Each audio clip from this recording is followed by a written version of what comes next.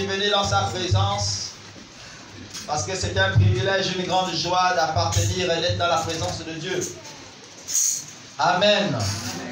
Le thème de ce matin, c'est la prière qui fait descendre le ciel. Qui veut voir le ciel descendre dans sa vie?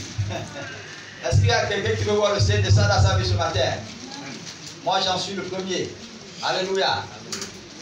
La prière qui fait descendre le ciel. J'aurais pu organiser un séminaire comme ça, tous les gens de l'économie m'apportaient leur dîmes et les offrandes. Ce sont les thèmes qu'on vous mange l'argent là-bas. La prière qui fait descendre le ciel. Et le peuple aime ça. Ah, dis tout, pasteur. Amen.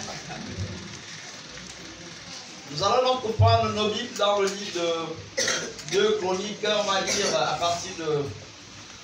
Vous prenez 2 Chroniques 20, donc le chapitre 20.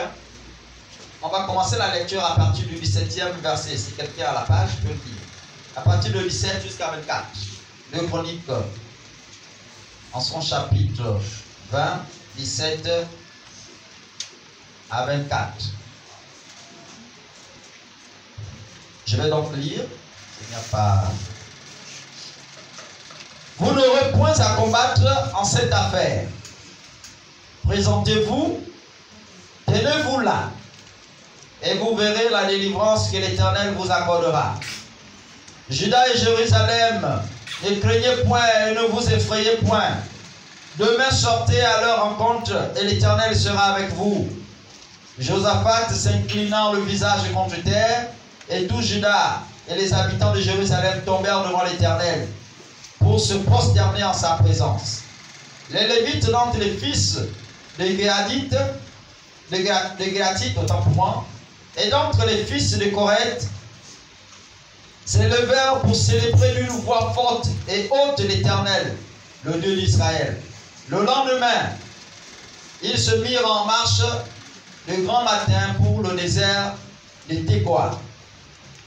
À leur départ, Josaphat se présenta et dit: écoutez-moi, Juda et habitants de Jérusalem, confiez-vous à l'Éternel, votre Dieu, et vous serez affermis.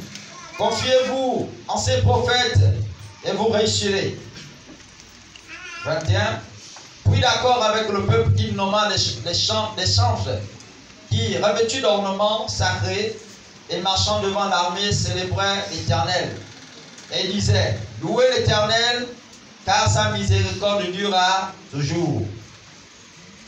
Au moment où l'on commençait les chants et les louanges, l'Éternel plaça une embuscade contre les fils d'Ammon et de Moab et ceux de la montagne de Sir qui étaient venus contre Juda. Ils furent battus. 23. Les fils d'Ammon et de Moab se jetèrent, se jetèrent sur les habitants de la montagne de Sir pour les dévouer par interdit et les exterminer. Et quand ils en eurent fini avec les habitants de Sir, ils cédèrent les uns les autres à se détruire. Extraordinaire. Lorsque Juda fut arrivé sur la hauteur d'où on aperçoit le désert, ils regardèrent du côté de la multitude, et voici c'était des cadavres étendus à terre, et personne n'avait échappé. Alléluia. Voilà donc l'histoire du roi Josaphat. Nous croyons l'avoir déjà lu ici, et Dieu nous permet d'avoir toujours d'autres révélations pour nous permettre d'édifier le peuple. Donc voilà l'histoire du roi Josaphat. Un roi qui, n'est-ce pas, craignait Dieu, qui avait du respect pour Dieu. Et donc un jour, ce roi va être confronté à une difficulté. Il va donc apprendre que 3 nations vont se lever pour venir le combattre. 3 grandes nations. On parle, n'est-ce pas, de Moabites que vous avez écouté. On parle, n'est-ce pas, des Ammonites et les Moabites. Voilà. Alors là, vous verrez ça dans le verset 3 que nous avons lu. C'est au plus haut dans le chapitre du verset 3, comme nous venons de lire. La peur va donc, n'est-ce pas, amener Josaphat à s'incliner et à rechercher la présence de Dieu. En ce moment, bien aimé, Josaphat, dans la présence de Dieu, prie, et avec l'assemblée y compris, quelque chose va se passer. Le prophète va donc se lever et va commencer par prophétiser. Il dit, n'ayez pas peur au roi. N'ayez pas peur au peuple d'Israël. Dieu est avec vous. Ne craignez pas dans cette affaire-là. C'est l'Éternel lui-même qui va prendre le combat pour vous. Il va se mettre devant et vous verrez combien de fois Dieu va agir en votre faveur. Et donc Dieu, n'est-ce pas, va commencer par parler par la bouche de son prophète. Et pendant qu'ils sont dans cette attitude de la prière, pendant qu'ils sont dans cette attitude, n'est-ce pas, l'adoration, ils vont donc se lever le matin. Alors donc ils vont décider d'aller au combat, aller croiser ceux-là, selon que Dieu avait donné des instructions, qui venaient donc les combattre. Et ce n'est qu'en cet instant-là précis, pendant qu'ils sont en train de marcher, que le roi va se mettre devant eux. Et il dit, bon, habitants de Jérusalem, peuple d'Israël, faites confiance à l'Éternel. Et faites, n'est-ce pas, confiez-vous en ces serviteurs les prophètes. Et là, vous allez voir que vous réussirez. Et après ça, de manière unanime avec le peuple, ils vont dire, plus que l'Éternel a déjà lui-même accompli sa victoire, est-ce qu'on ne peut pas seulement célébrer Dieu? Prenons les chantres. Et la Bible dit qu'ils vont prendre les chantres, ils vont orner d'ornements sacrés. C'est-à-dire qu'ils vont les prendre des objets sacrés, ils vont les porter. Et à ce moment-là, n'est-ce pas, ils vont demander aux chantres d'aller devant. Et les chantres vont aller devant eux, n'est-ce pas, en louant l'Éternel. C'est pour la première fois, quand je lisais cette histoire, je me suis rendu compte que c'est pour la toute première fois que je vois un combat où l'adversaire montre clairement à l'ennemi sa position. Habituellement, quand on part au combat, on reste silencieux et on cherche à voir là où est l'autre, n'est-ce pas? Mais là, ils ne prennent même pas la peine de vouloir se cacher. Ils chantent hautement et à haute voix. Louez l'Éternel, louez-le encore, louez-le toujours, car son nom est grand. Louez l'Éternel. Et ils vont se mettre dans cette attitude, ils avancent. Et pendant, la Bible dit que pendant qu'ils vont entonner ces louanges, ces adorations qui vont monter dans le cœur de Dieu, Dieu va tendre une embuscade à leurs adversaires.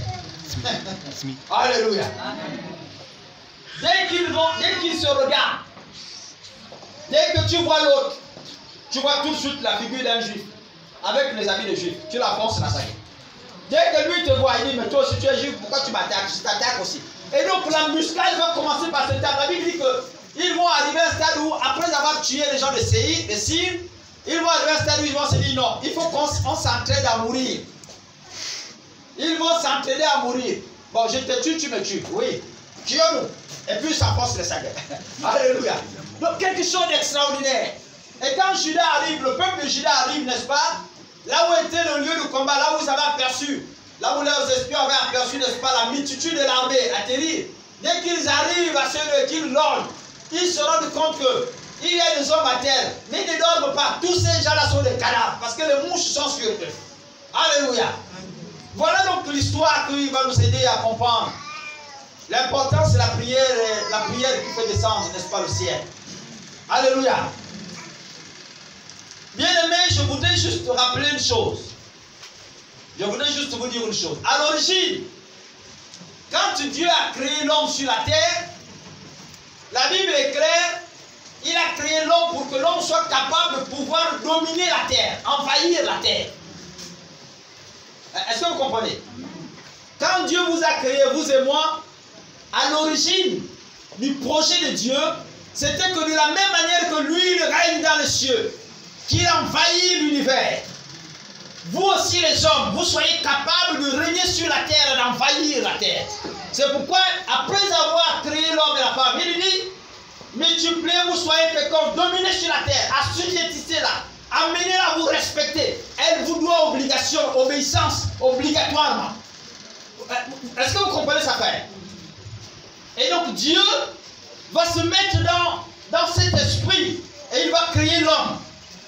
Malheureusement, il va arriver un moment où l'homme va chuter. Quand le diable arrive, par l'histoire que nous connaissons tous, c'est l'Adam et Ève, où ils vont manger le fruit, l'homme va chuter et donc il va perdre cette position. C'est pourquoi Jésus va revenir.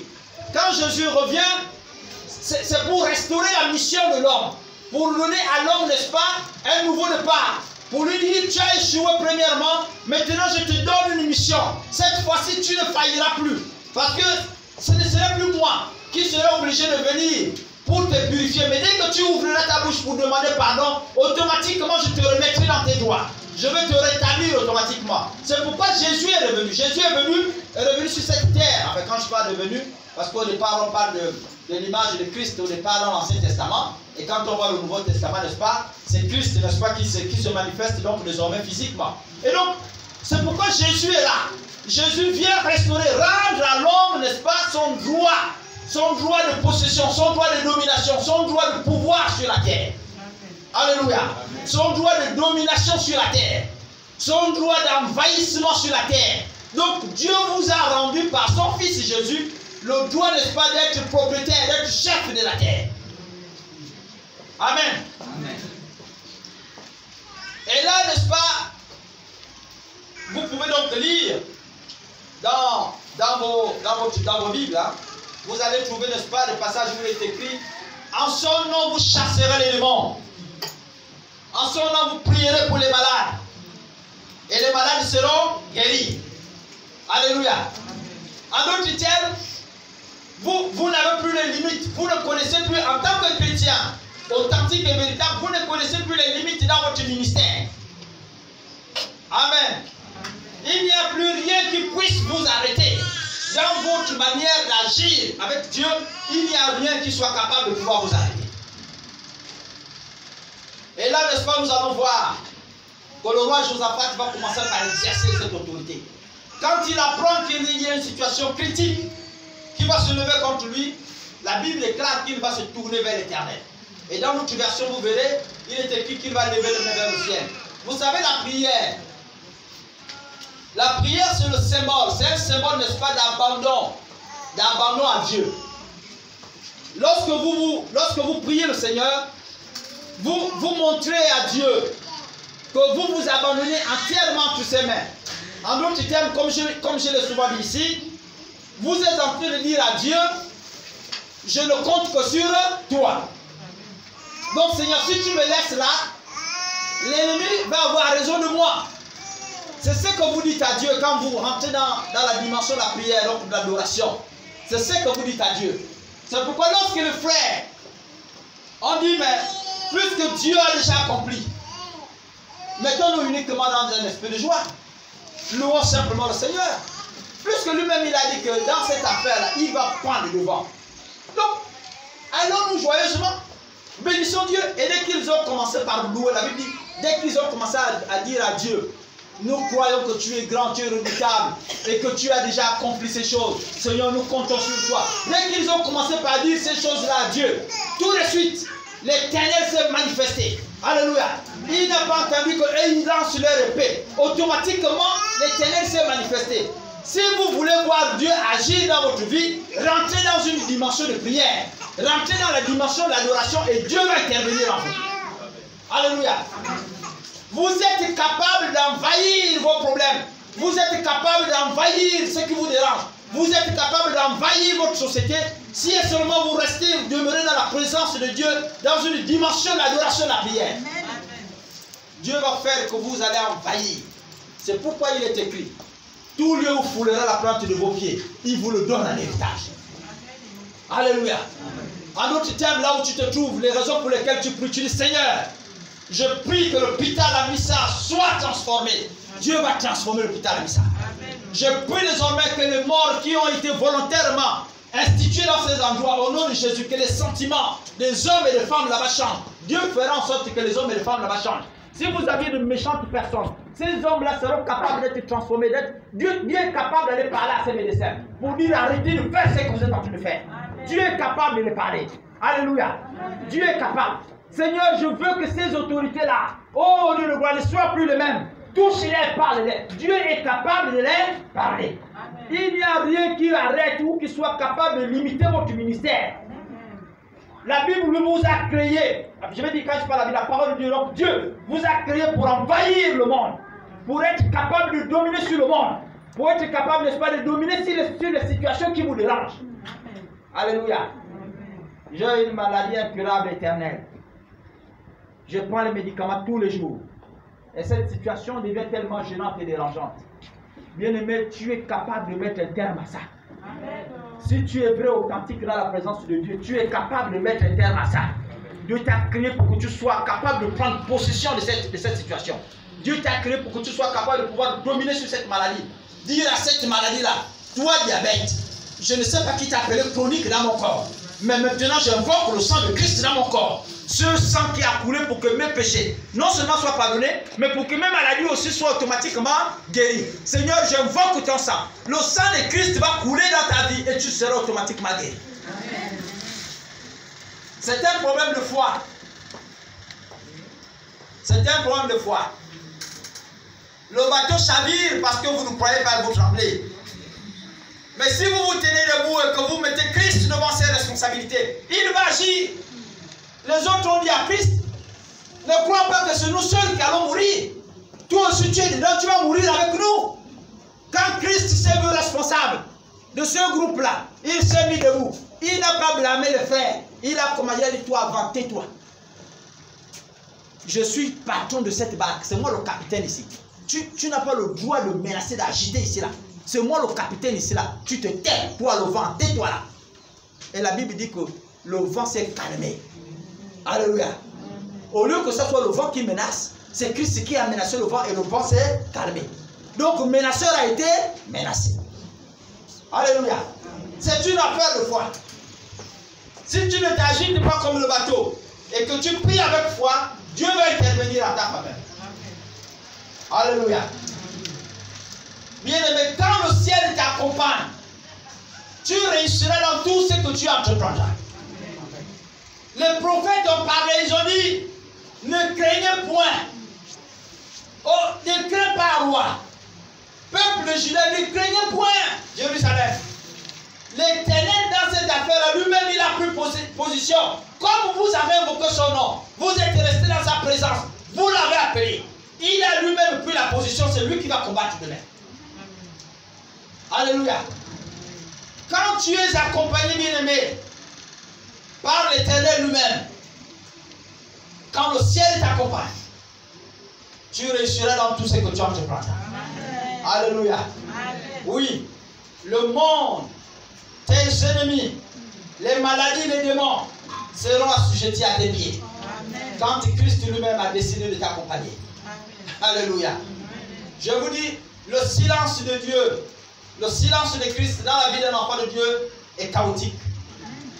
Quand Dieu ne vous parle plus et que vous sentez que là vous vous êtes éloigné de Dieu, bien aimé, ce silence-là est plus terrifiant qu'une arme à feu. Ce silence est plus terrifiant. Et c'est pourquoi Jésus disait aux autres, il dit, mais vous ne connaissez pas la dangerosité de ma présence ou de ma non-présence à vos côtés. Vous craignez celui-là seulement qui est capable de tuer le corps, et vous ignorez celui qui est capable non seulement de tuer le corps, mais même de vous ravir là. Vous êtes comment? La présence de Dieu bien-aimé est très importante dans la vie de quelqu'un. Alléluia. Jésus a déjà restauré ta mission. Seules les prières peuvent libérer, n'est-ce pas, les puissances qui sont capables de pouvoir descendre des solutions dans ta vie. Ce n'est pas autre chose. Tes gémissements ne suffiront pas pour régler ton problème. Alléluia. Tes gémissements ne suffiront pas pour régler ton problème. Ça ne sert à rien de dormir et te lever le matin et te dire, ah, ça c'est quelle histoire, ah, t'aurais pu t'arrêter là. Ma situation là ne change pas. À un moment donné, je vous ai dit ici qu'à un certain niveau, sur le plan spirituel, il faut sonner des révoltes. Il faut être capable de dire, ça suffit. Dieu, je te recommande cette situation. Avec une certaine énergie spirituelle qui fait que vous croyez véritablement ce que vous déclarez comme parole. Dieu va intervenir. Alléluia. Quand Dieu se rend compte que tu n'as plus d'autre solution et que tu comptes sur lui, il ne te laissera pas tomber. C'est lui qui a dit, il ne vous délaissera point. Alléluia. Il est avec vous tous les jours jusqu'à la fin du monde. Donc Dieu ne pourra pas permettre que tu tombes, que tu chutes dans cette condition-là. Parce que tu n'as pas fait confiance à un homme. tu t'es dit, Seigneur, moi c'est toi ou jamais. Prends cette situation-là. C'est quoi l'histoire où tous les matins nous devons prendre le comprimé? Vous savez, ça m'a révolté et ce message est arrivé à point parce que moi-même, on m'a interdit de manger la viande pendant au moins 4 mois. Vous voyez un bon carnivore, hein, pour ça comme moi, on dit non, frère, tu ne manges plus la viande. Donc quand j'arrive là à la maison, là, je regarde la pain, je dis, mais ça c'est quelle histoire? Je vais acheter la viande, je ne mange pas. Le porc copine qui va passer comme ça, je ne vois pas, je n'achète pas. Donc vous voyez, ça m'a traumatisé. Et puis, on va là, petitement vers le premier mois. Après, je me suis rendu compte que mais c'est non seulement c'est contraignant de prendre les médicaments, et puis c'est même contraignant de ne pas manger ce que l'on aime. Les docteurs là, ils ne refusent déjà que les bonnes choses. Vous voyez ça? Et j'ai pensé, j'ai dit Seigneur, mais combien de personnes dans cette église-là vivent sous traitement à vie? Est-ce que c'est normal que ces gens-là vivent sous traitement à vie, Seigneur? Je dis, c'est pas normal. Si pour moi, pour quelques 2 mois, 3 mois, je commence par constater que c'est contraignant, mais ces gens-là qui se lèvent le matin avec le comprimé, qui dorment le soir avec le comprimé, à midi doivent se balader avec ça. Seigneur, mais comment cela peut être possible? Alléluia. C'est là que Dieu m'a amené à prêcher ce thème, ce matin. Dieu est capable de faire descendre le ciel pour toi. C'est-à-dire, les situations que tu pensais que tu ne pourrais jamais trouver de solution, Dieu est capable de trouver des solutions pour toi. Alléluia. Mais il faut que tu apprennes, n'est-ce pas, à demeurer dans une attitude de la prière. Quand tu restes dans cette attitude où tu fais l'adoration à Dieu, où tu le fais confiance, Dieu va intervenir.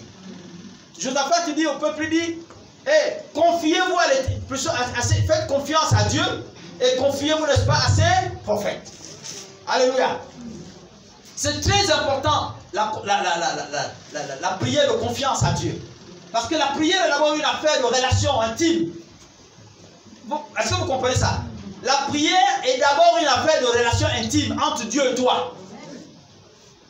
Ce n'est pas un truc où tu décrètes comme ça un matin, tu dis, aujourd'hui j'arrête les médicaments. Au nom de Jésus, guéris-moi. Non, il faut que tu aies d'abord une bonne relation avec Dieu. Alléluia. Il faut que tu aies d'abord une bonne relation avec l'Éternel. Et quand tu décrètes ça, Dieu sait que celui qui parle là, c'est mon serviteur. Celle qui parle là, c'est ma servante. Je ne la laisse pas tomber. Elle ne tombera pas. C'est en ce moment-là que Dieu va intervenir à ta faveur. Mais ne vis pas une vie de balabala, de chanter de la mort ou de la foi. Je ne sais pas comment le carrefour de qui l'appelait. Couloir de la mort là. Ne vis pas cette vie-là. Et puis tu pensais que tu peux te lever un matin, jeter le comprimé. Oh non, de Jésus, je te chasse. C'est en ce moment-là que vous allez voir combien de fois maladie va te bastonner, comme les démons bastonnaient les autres fils là. Vous comprenez ça? C'est une affaire de relation intime entre Dieu et toi. C'est pourquoi lorsque Jésus enseigne sur la prière, et ça c'est dans nos prochains enseignements, je vais prendre ce thème-là uniquement pour enseigner sur la prière, la prière de Jésus. Et nous allons découvrir certaines choses encore une fois de plus. On en a déjà enseigné une fois, mais je crois que Dieu nous a donné d'autres révélations, on pourra toujours les explorer. Amen.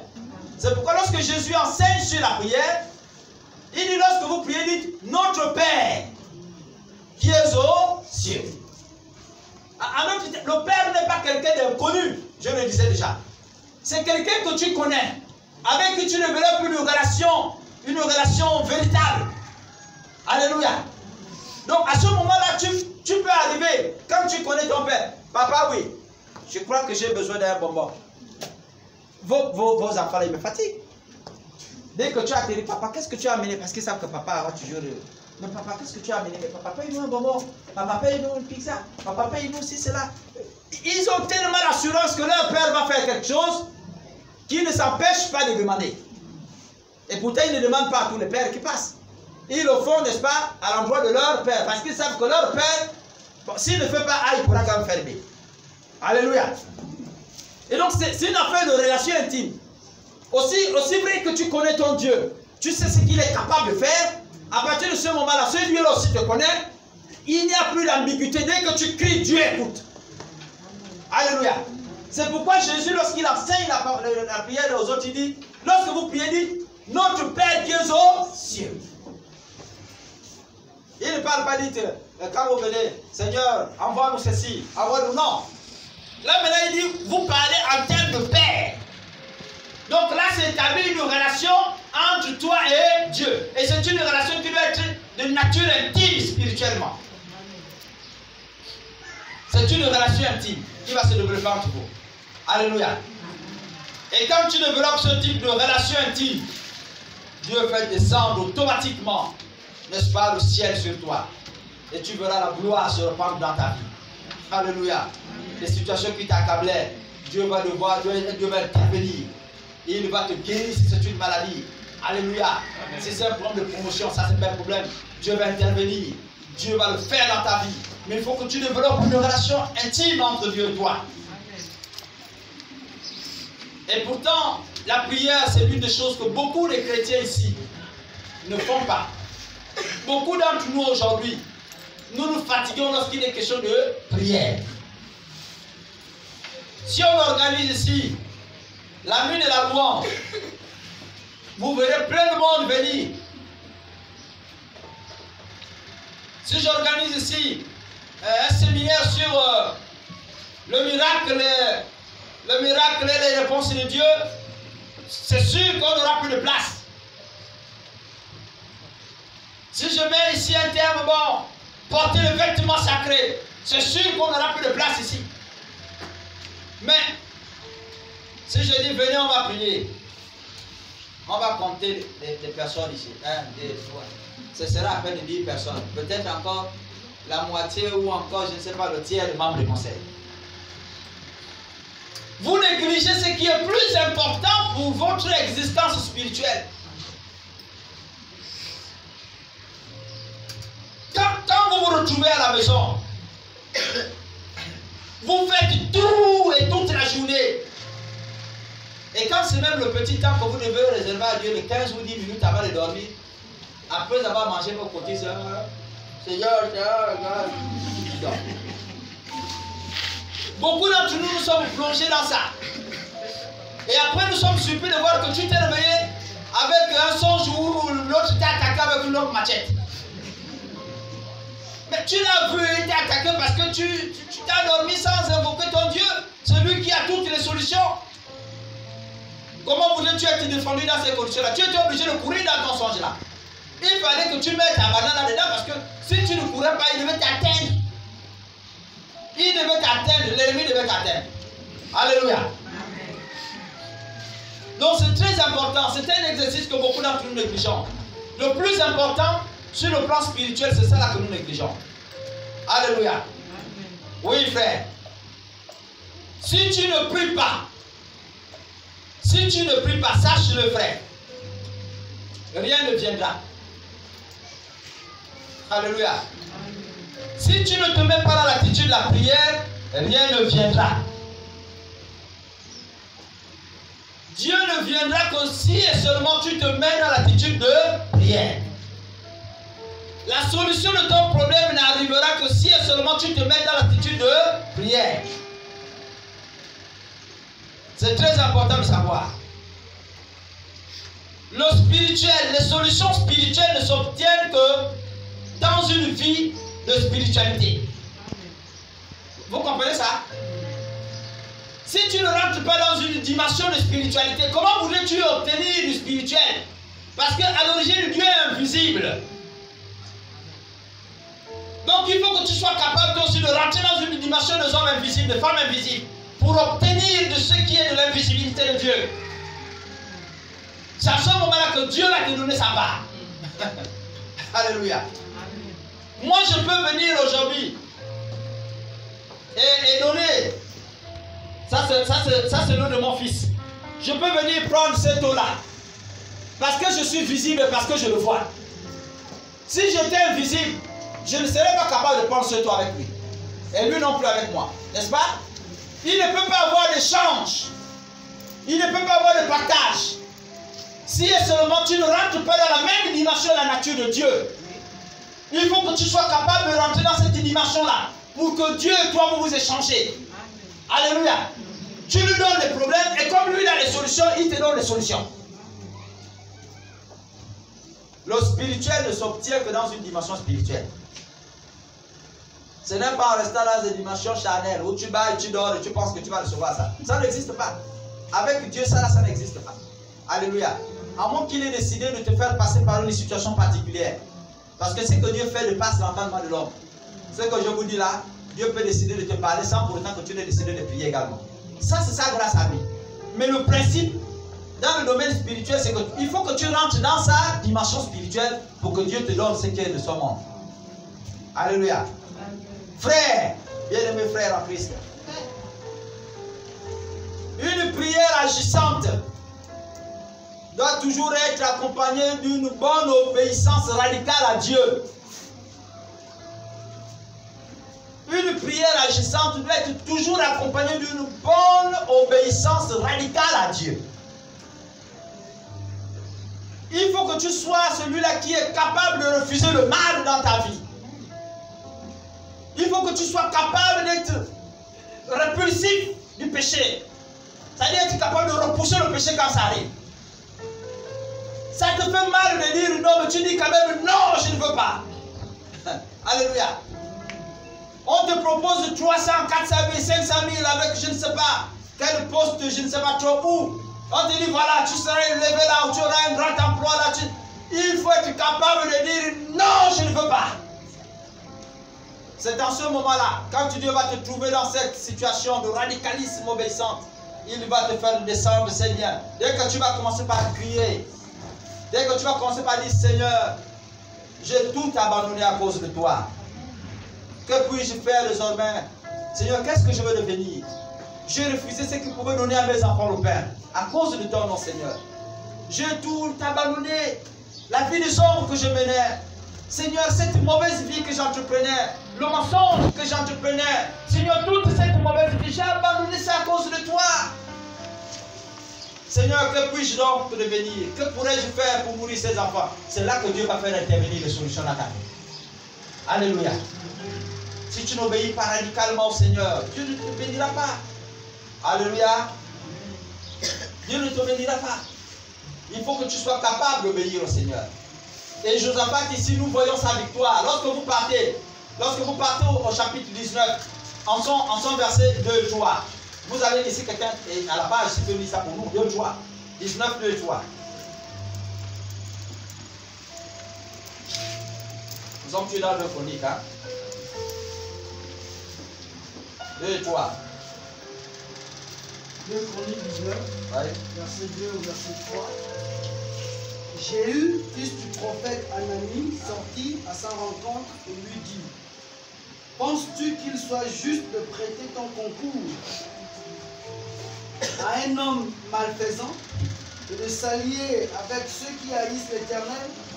Parce que tu as fait cela, l'Éternel est en colère contre toi. Verset 3. Cependant, il y a du bon en toi, car tu as brûlé les poteaux d'Achéra du pays et tu t'es résolument attaché à Dieu. Alléluia.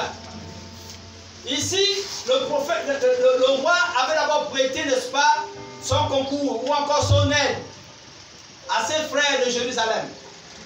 Et il se passait que le roi qui était là-bas ne respectait pas entièrement l'Éternel. C'était Akab. Et quand Akab arrive, en tant que roi, il avait choisi les faux prophètes. Et ce sont ces prophètes-là qui le prédisaient de bonnes choses, qui les met en temps. Oh, Dieu va te bénir, il va t'accorder la victoire. Et quand Josaphat est arrivé, il a dit, mais y a-t-il pas un seul prophète de Dieu ici? Je ne demande pas Dieu, parce que je ne demande pas plusieurs, pas deux. Je sais que quand Dieu lève dans une nation, il va élever un prophète. Il n'y a pas un seul. Et Akab lui dit, mais il y a un là, ce gars qui prédique de mauvaises choses. Dès qu'il vient là, tu vas écouter ce qu'il va dire. C'est-à-dire, c'est comme s'il avait un problème personnel à mon égard. Quand il vient, il dit, tu mourras. Roi, tu as péché. Roi, lui, son problème, c'est moi. Il ne veut pas me voir. Ce gars ne veut pas me voir. Il dit, fais-lui quand même venir. Et dès que ce prophète est arrivé, il a commencé par pomper. Oh, roi, tu seras poursuivi. La flèche va t'atteindre. Akab, là où tu es là. Akab dit, prenez-le. Je t'ai dit que le gars est mauvais. Prenez-le, mettez-le en prison. Vous l'envoyez dans la prison là où je trouve mon fils. Il part là-bas. Et ce n'est que là-bas, agilé là-bas. Il ne sortira que quand je reviendrai après le combat. Donc quand je reviendrai en paix, en dansant, en riant, c'est à ce moment-là qu'on le sortira là-bas. Il dit au roi, il dit, si tu reviens en joie comme tu dis en paix, c'est que ce n'est pas moi Dieu qui parle. Et là, le roi va partir. L'histoire ensuite nous connaissons, c'est un soldat qui prend la sagaie au hasard. Il jette, comme disait le pasteur à Singajan ici là, la flèche a cherché à Akabe. Dès que ça trouve Akabe, tcha, Akabe oui. Alléluia. Vous voyez? Et quand vous lisez même au départ l'histoire, on vous dit que le roi Josaphat avait été arrêté. On l'avait confondu au roi. Et quand Josaphat va crier à l'Éternel, il pousse un cri. Mon Dieu, où es-tu passé? À ce moment, les soldats ennemis vont commencer par disparaître, c'est-à-dire se retirer de lui. Ils vont le libérer, ils vont se rendre compte que non, ce n'est pas lui le roi. Ce n'est pas lui là le roi. Même le son de la voix là, d'ailleurs même le roi là, il ne peut pas invoquer Dieu, c'est un païen. On connaît ce type là, c'est un véritable païen, il ne peut pas invoquer Dieu. Non, ce n'est pas lui, laissez-lui là. Lui là, c'est un innocent. Et ils vont poursuivre, chercher le roi. Et comme on ne le trouvait pas, il est là où il est où exactement? Dans la foule là, on dirait qu'il est dans le groupe qui part là-bas. Lancez un peu la flèche. La flèche part. Une flèche automatique ou mystique. Sur lui. Le gars est tombé. Peu importe votre cachette, quand vous avez mal agi, le diable finira par vous atteindre. Alléluia. Et ici, la Bible dit que malgré tout, le roi Josaphat avait décidé de soutenir ses frères, aller à ce combat. Et quand il revient, le prophète lui dit, est-ce que tu es appelé à soutenir les mauvaises personnes? Il dit, à cause de ça, Dieu est contre toi. Mais après, il ne se limite pas à ça. Et après, il dit, mais Dieu a vu les bonnes choses que tu as posées, les bons actes que tu as posés à son égard. Alléluia. Là maintenant, les actes purs, la pureté du cœur de Josaphat s'exprime en sa faveur. Il dit, Dieu a vu les bonnes choses que tu as, n'est-ce pas, faites à son égard. Tu as levé tous les mauvais poteaux sacrés. Ces choses-là qui souillaient, les idoles-là qui souillaient la ville. Tu as détruit tout ça là. Tu as restauré le culte de l'Éternel. Et sur cette base-là, Dieu te pardonne. Alléluia. Donc quand vous restez dans une situation où l'attitude de l'obéissance radicale, c'est ce que j'appelle l'obéissance radicale ici. Dès que vous restez dans cette attitude-là, Dieu automatiquement va répondre à vos prières. Alléluia. Quelqu'un me lit rapidement Jacques 5. Jacques 5, le verset 16. Dès que vous rentrez dans cette attitude, Dieu va automatiquement vous bénir. Jacques 5, verset 16. Confessez, Jacques 5, oui. Verset 16. Confessez vos péchés les uns aux autres et priez les uns pour les autres, afin que vous soyez guéris. Quand un juste prie, sa prière a une grande efficacité. Amen. Reprends la prière, reprends la lecture, frère. Confessez vos péchés les uns aux autres. Arrête-toi. Confessez vos péchés les uns les autres. Alléluia. Ça veut dire quoi? Qu'une prière qui agit, c'est une prière de vérité. Je dois être capable de te dire, frère, pasteur, ancien, diacre, frère, sœur. En fait, je me suis mal comporté à l'endroit de l'Éternel. J'ai péché contre Dieu. Et voilà le péché que j'ai commis. Alléluia. Si lui aussi, il n'est pas dans les dispositions pour prier pour toi, il doit être capable de te dire, frère, attends, moi aussi je confesse avant mes péchés dans la présence de Dieu. Seigneur, je te demande pardon, parce que je ne suis pas digne de m'approcher de toi. Je commis tel acte. Alléluia. Il faut être capable d'arriver à ce niveau-là. C'est-à-dire réciproquement. Si c'est envers le frère que tu as péché, tu viens, tu discutes avec le frère. Mais si ce n'est pas le cas, avant de prier pour lui, bien sûr. Mais si ce n'est pas le cas, frère, il doit d'abord, c'est-à-dire que le malade qui ne te voit doit être capable d'avouer ses péchés pour que vous priez d'abord pour cette situation. Il faut d'abord restaurer, n'est-ce pas, le culte de l'Éternel. Il faut renverser le poteau là. Parce que aussi longtemps que le poteau là sera debout, Dieu n'interviendra pas. C'est un poteau sacré le péché. Il faut d'abord le renverser. Dès qu'il est renversé, Dieu va intervenir. Est-ce que vous comprenez ça? Continuez, frère. Et priez les uns pour les autres. Et c'est à ce moment-là que vous allez prier les uns pour les autres. Après que vous ayez renversé le péché, ce géant-là, là vous pourrez donc prier les uns pour les autres. Vas-y, frère. Afin que vous soyez guéris. Afin que vous soyez guéris. C'est-à-dire la radicalité. Votre obéissance radicale à Dieu va amener la guérison dans votre vie. Va amener la solution à votre problème. Continue, frère. Quand un juste prie, Quand un juste prie, sa prière a une grande efficacité. sa prière a une grande efficacité. En d'autres termes, quand tu pries en ayant une conscience totalement libre, en étant conscient que Dieu est en train d'écouter mes prières, cette prière-là va agir automatiquement.